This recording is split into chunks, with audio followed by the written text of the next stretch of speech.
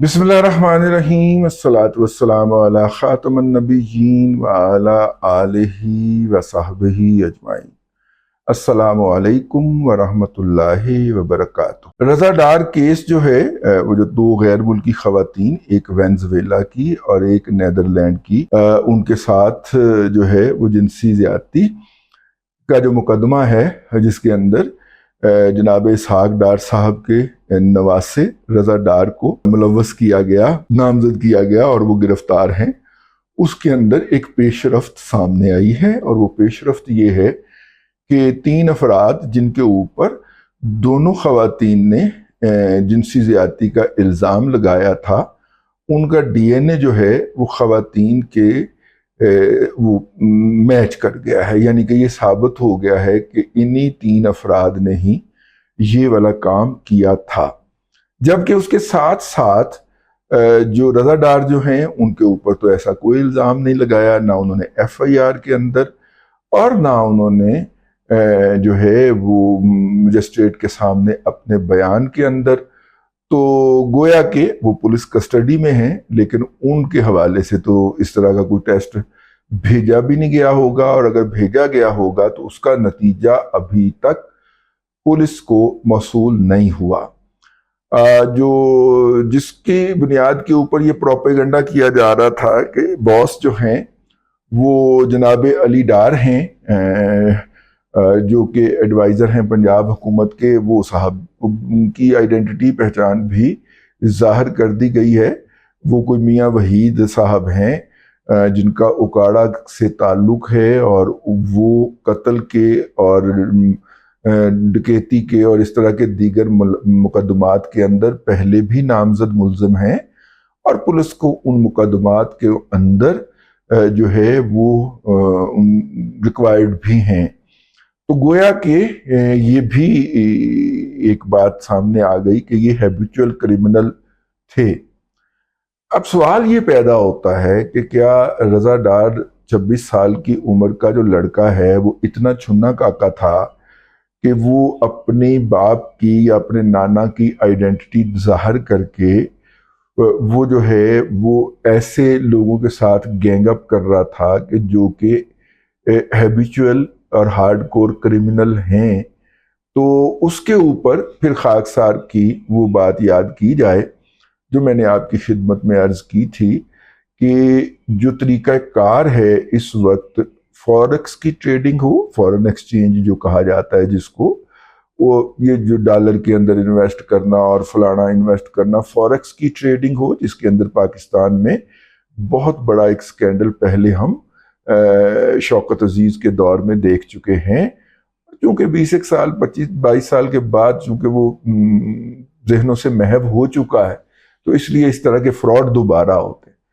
पंजाब एक ऐसी जरखेज ज़मीन है फ्रॉड के हवाले से कि यहाँ पर हर वक्त हर साल कहीं ना कहीं से आपको ये खबर पढ़ने को मिल जाती है कि फलां गांव के अंदर खवातीन जो थीं वो जेवर डबल करवाने के लालच के अंदर असली जेवर से भी महरूम हो गईं।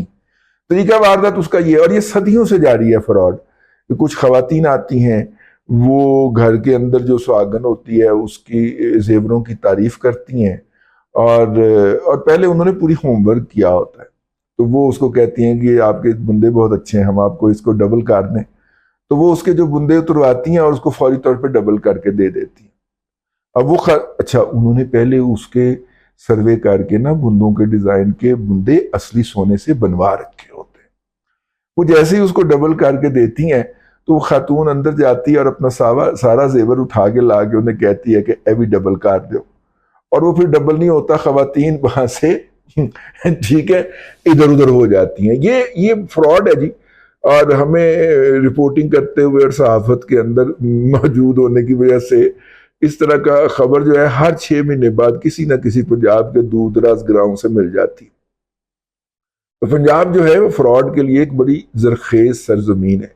इसी तरह फॉरेक्स के अंदर भी जो इन्वेस्टमेंट है, बहुत सारे लोग जो हैं वो बड़े फख्र से बताते हैं कि जनाब मैंने तो फॉरेक्स में इन्वेस्ट किया हुआ है, वहां से महीने का इतना आ जाता है बड़ा। वो महीने का आना जो होता है वो फॉरेक्स के अंदर नहीं होता, اور جو شخص آپ کو یہ کہتا ہے کہ جی آپ مجھے اتنے پیسے لا کے دیں اور میں آپ کو مہینے کا اتنا دوں گا، وہ پونزی سکیم چلا رہا ہوتا ہے.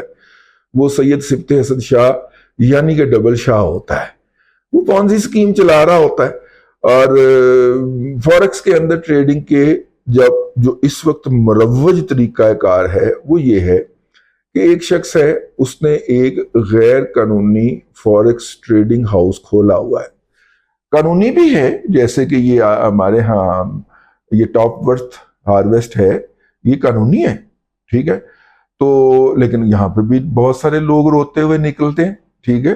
اور چونکہ ہم ذرا تھوڑے سے بدنام ہیں اس شہر میں، شہر لاہور میں، کہ یہ مالیاتی معاملات کو سمجھتا ہے، تو ان میں سے اکثر کا پہلا یا دوسرا سٹاف ہم ہوتے ہیں، اور وہ اپنی داستان سنا رہا ہوتا ہے. میرا دل کر رہا ہوتا ہے کہ میں کہہ کے لگا کے ہنسوں، کیونکہ کہانی اس کے پاس ایک ہی ہوتی ہے، ٹھیک. اور اس نے کسی نے $50,000 جمع کروایا ہوتا ہے، کسی نے $2,00,000 جمع کروایا ہوتا ہے. اور وہ جناب میں نے اسے کہا کہ یہاں پہ سودے کاٹ دے، اس نے نہیں کاٹے، جس کے نتیجے کے اندر ہمیں اتنا لاس ہو گیا. اس طرح کی اس کی شکایتیں ہوتی. تو یہ جو لوگ ہیں جو انٹرنیشنل مارکیٹ کے اندر ٹریڈ کرتے ہیں، انہوں نے کیا کیا ہوتا ہے، انہوں نے سنگاپور کے اندر عمومی طور پہ یا ہانگ کانگ کے اندر کسی بڑے بروکریج ہاؤس کے ساتھ ایک اکاؤنٹ کھولا ہوتا ہے، ٹھیک ہے. اس ایک اکاؤنٹ سے انہوں نے جتنی پارٹیاں پاکستان کے اندر گھیری ہوتی ہیں، ان ساری پارٹیوں کی ٹریڈنگ کر رہے ہوتے ہیں. تو انٹرنیشنل فوریکس ایکسچینج کی جو منڈی ہوتی ہے، وہاں پہ یہ سب کے آرڈر ایک ہی جگہ جا رہے ہوتے ہیں، ایک ہی جگہ سے جنریٹ ہو رہے ہوتے ہیں. انہوں نے ادھر 200 بندہ اکٹھا کیا ہوتا ہے، اور یہ اس اکاؤنٹ سے، یا تو ہر بندے کا اکاؤنٹ ہونا الگ الگ. اب وہ اکاؤنٹ اتنا مہنگا ہوتا ہے کہ 20,000 اکاؤنٹ مطلب $2,00,000 والا بھی بندہ وہ افورڈ نہیں کرتا وہ اکاؤنٹ جو ہوتا ہے. تو لہذا ایک اکاؤنٹ کھولا جاتا ہے، اس میں بروکر اپنے پاس ہی سب کے سب اکاؤنٹ کھول کے SUB سب اکاؤنٹ کھول کے دڑا دڑ ٹریڈنگ کرا رہا ہوتا ہے، اور جناب یہ لوگ نہال ہو رہے ہوتے ہیں. اب آ گئی اس میں ایک اور لیئر فراڈ کی، اور اس کو کہتے ہیں ہم کرپٹو کرنسی. اور جناب بٹ کوائن جو ہے جی، وہ $1 کا بکا تھا اور آج اس کی قیمت $60,000 ہے. تو دیکھیں کتنی بڑھوتری ہے اس میں. آج کل کا بچہ جو اکاؤنٹنگ اور فائنانس سے تھوڑا سا بھی آگاہ ہے، اور اس کو کسی نے کرپٹو والا سبق پڑھا دیا ہے، اللہ کی قسم ذاتی تجربے کی بنیاد پہ کہہ رہا ہوں، اسے اس لعنت سے یا اس نشے سے روکنا جوئے شیر لانے سے بھی زیادہ آگے کی بات ہے، بلکہ پتھر سے پانی نکالنے والی بات ہے. اس کو قائل کرنا اور اس کو روکنا، کیونکہ اس کی آنکھوں میں ڈالر سائن چمک رہے ہوتے ہیں کہ بس جی میں نے یہ کرنا ہے اور ڈالر آ جانا ہے. یا تو نا آپ کو پتا ہے کہ دنیا بھر کے اندر فوریکس کی جو ٹریڈنگ ہوتی ہے، اس کے لیے جو امتحان ہوتا ہے وہ کتنا مشکل ہوتا ہے. لوگوں کی عمریں گزر جاتی، اور اس ٹریڈنگ کو کرنے کے لیے جتنے آپ کو کوئک ریفلیکسز چاہیے نتائج کے لیے، پازیٹیو نتائج کے لیے، ان کوئک ریفلیکسز کے ریکوائرمنٹ، یعنی کہ آپ کے اعصاب مضبوط ہونے چاہیے. 24 گھنٹوں میں سے 22 گھنٹے مارکیٹ چلتی ہے بھائی، اور 22 گھنٹے ہی اس نے لیپ ٹاپ پہ بیٹھنا ہے یا کمپیوٹر پہ بیٹھنا ہے. تو عمومی طور پہ دیکھا گیا ہے کہ بچے سیدھا ذہین بچہ اگر سیدھا بھی پاس کرے تو 24 سال کی عمر سے پہلے وہ سرٹیفکیشن کا یا باقاعدہ سرٹیفائیڈ ٹریڈر کا امتحان پاس نہیں کر پاتا. 24 سال کے اندر وہ کام شروع کرتا ہے، اور 30 سال کی عمر میں اس کو ریٹائر کر دیا جاتا ہے، لیپ ٹاپ سے یا کمپیوٹر کی سکرین سے اٹھا دیا جاتا ہے. بچے اب آپ نے ٹریڈ نہیں کرنی. یہاں پہ لوگ دیکھتے ہیں کہ لو کلک کی کرنا ہے نا، کوئی بھی کر سکتا ہے. اور یہ میں پاکستان کی بات نہیں کر رہا، باہر کی بات کر رہا ہوں. یہ جتنے بھی لوز کرنے والے ہوتے ہیں یہ والے لوگ ہوتے ہیں جو کہ دیکھا دیکھی وہ کر سکتا تو ہم کیوں نہیں کر سکتے، ہم بھی کریں گے. تو وہ کرنے لگتے ہیں تو پھر سارا کچھ گوا بیٹھتے. ٹھیک ہے. اب یہاں پہ کیا ہوا ہے، رضا ڈار والے کیس کے اندر خواتین ملی، انہوں نے تعارف کروایا کہ جی ہم تو فوریکس کی ٹریڈرز ہیں اور ہمارا یہ پروفائل ہے اور ہمارا وہ پروفائل ہے. دونوں خواتین کی جو تصاویر سامنے آئی ہیں اگر آپ دیکھیے تو وہ 30+ کی.